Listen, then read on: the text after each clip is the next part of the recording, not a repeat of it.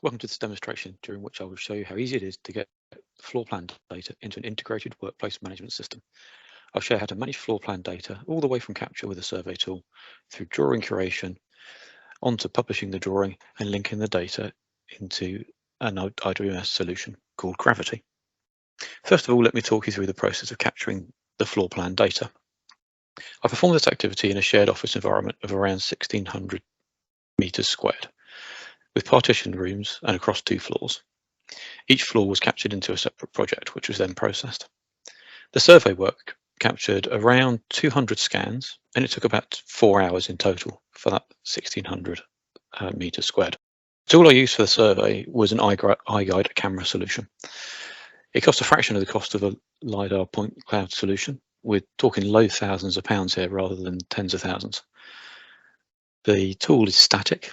You mount it on a standard camera tripod, linked to a device by Wi-Fi.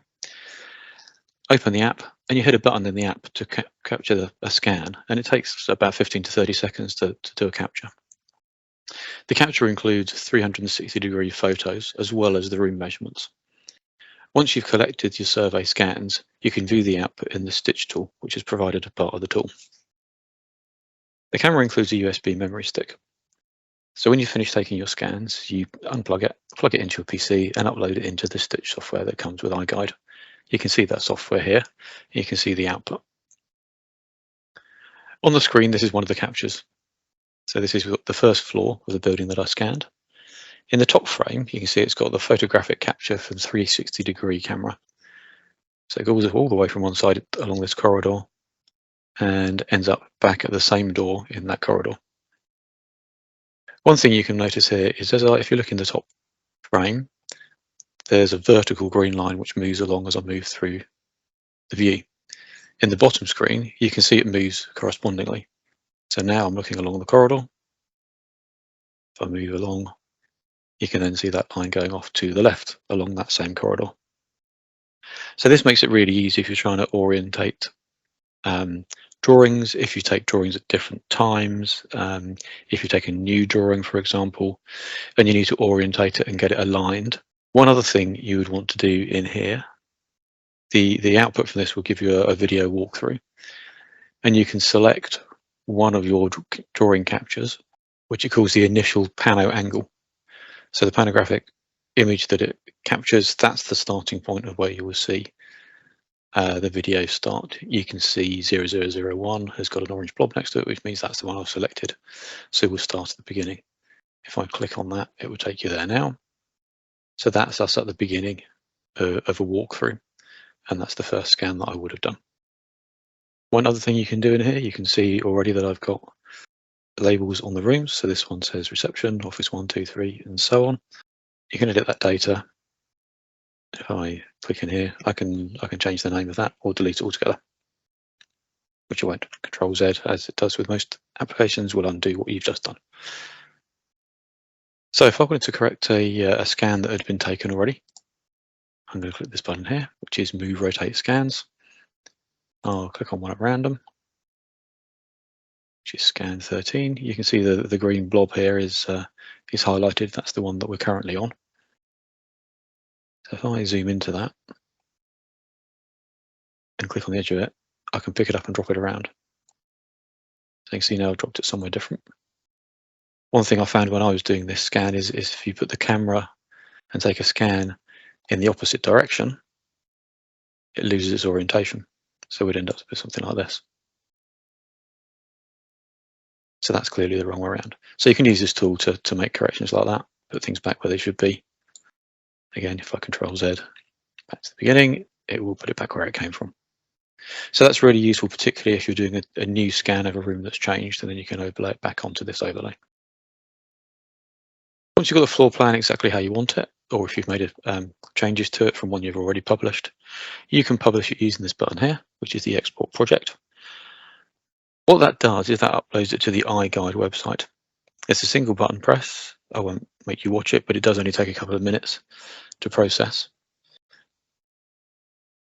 That then gets created, and you will see that in the iGuide portal.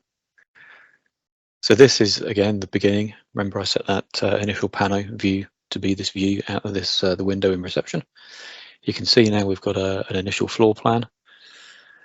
When I did this the first time, I collected all the data at the end of the day, submitted it into this tool. The iGuide team, I'm based in the UK, the iGuide team are based in Canada. They processed this data overnight for me, and then it was ready the next morning for me. So it's a really quick process. Once the data's gone off, you don't need to do anything with it. You can, if you want to, make plenty of notes in the scans you've taken. If you want to do something particular, setting the wall width to something special, for example. But generally speaking, it will come out as this. So you will see that we now have a floor plan. And on that floor plan, actually, we can take some measurements. So this is a measurement tool. And I can click and drag along the reception room. So you can see that reception room is 5.27 meters. Again, from this corner. And again, you'll see the advantage of having that mix of video and floor plan is you can see where I'm measuring on the walls as well as on the floor plan. So you can get things pretty accurate. So that was 4 meters. You can obviously zoom in here as well.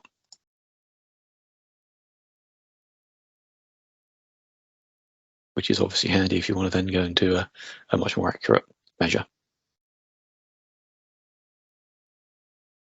The other things you will get out of this portal, so we've been looking at preview here, is we can view a report. And you can send this report to people as well. So you typically put an image in here. This is the address of where we are. It's got the links to the virtual tours, links to the floor plans in PDF format.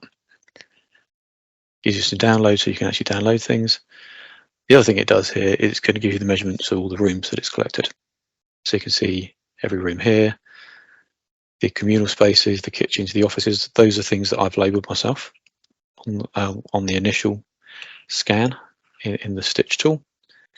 It's going to give us a total area for the building and what it calls a total above grade floor area. So above grade is above ground. And that's the iGuide preview and report. Now, if I switch to AutoCAD, I'm going to show you that same drawing. It's a different orientation, but you'll see it's the same thing. So this space here is the reception space. So this went off in a stitch format, in a single file with all the data in one thing.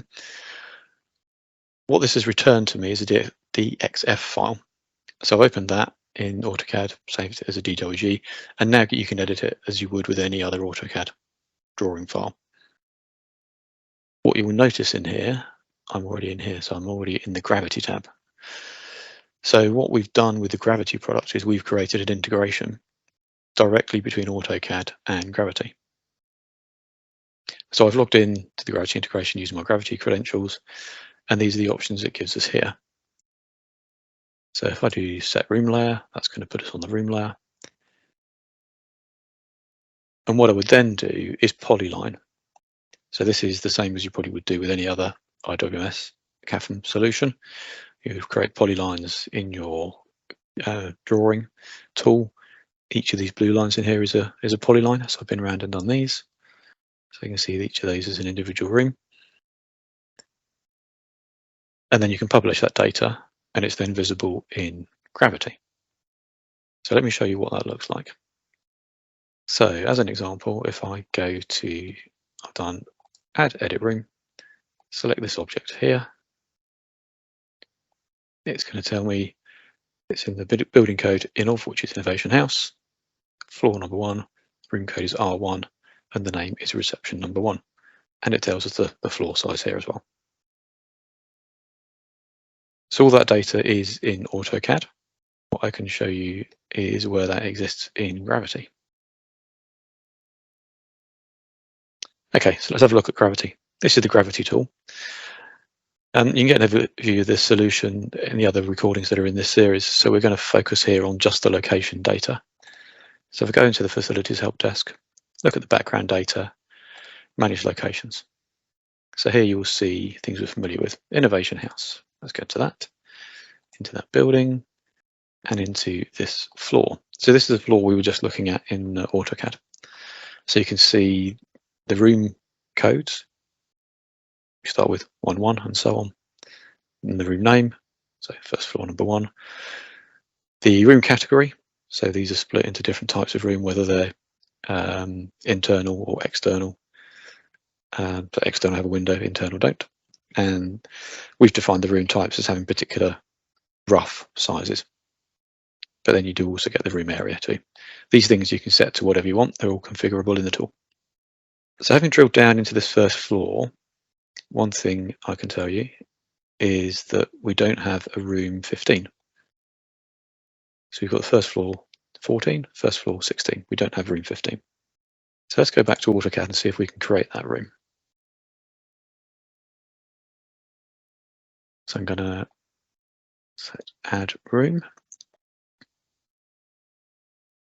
So this room here, I know it's that room just because I do.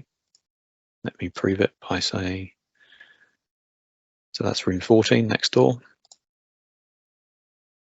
And the one on the other side is room 16. So I'm going to create room 15. So having taken my room code standard from the other, from Gravity, first floor, room 15. I'm going to call it first 15.